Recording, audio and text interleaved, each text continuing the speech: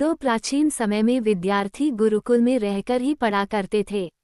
बच्चे को शिक्षा ग्रहण करने के लिए गुरुकुल में भेजा जाता था। बच्चे गुरुकुल में गुरु के सानिध्य में आश्रम की देखभाल किया करते थे और अध्ययन भी किया करते थे। वरदराज को भी सभी की तरह गुरुकुल भेज दिया गया। वहां आश्रम में अपने साथियों के साथ घुलने मिलने लगा, लेकिन वह पढ़ने में बहुत ही कमजोर था।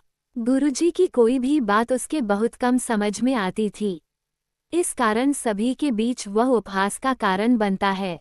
उसके सारे साथी अगली कक्षा में चले गए, लेकिन वो आगे नहीं बढ़ पाया। गुरुजी जी ने भी आखिर हार मानकर उसे बोला, बेटा वरदराज, मैंने सारे प्रयास करके देख लिए हैं। अब यही उचित होगा कि तुम यहाँ अपना समय बर्बाद मत करो।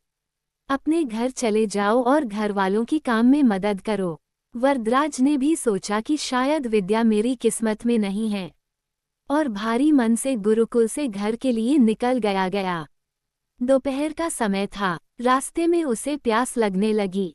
इधर उधर देखने पर उसने पाया कि थोड़ी दूर पर ही कुछ महिलाएं कुएं से पानी भर रही थी। वो कुएं के पास गया। वहां पत्थरों पर रस्सी के आने जाने से निशान बने हुए थे, तो उसने महिलाओं से पूछा, ये निशान आपने कैसे बनाए?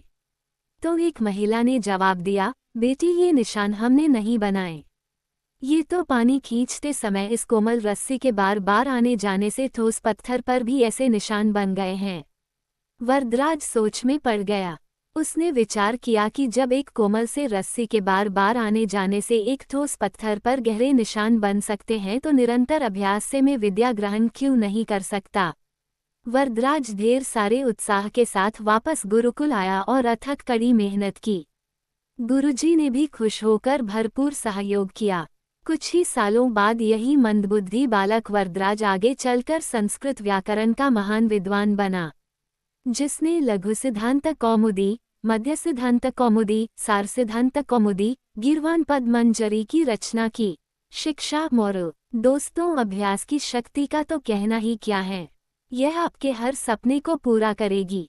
अभ्यास बहुत जरूरी है, चाहे वो खेल में हो या पढ़ाई में या किसी और चीज में। बिना अभ्यास के आप सफल नहीं हो सकते हो। अगर आप बिना अभ्यास के केवल किस्मत के भरोसे बैठे रहोगे, तो आखिर में आपको पछतावे के सिवा और कुछ हाथ नहीं लगेगा। इसलिए अभ्यास के साथ धैर्य, परिश्रम और लगन रखकर आप अपनी मंजिल को पाने के लिए जुट जाए।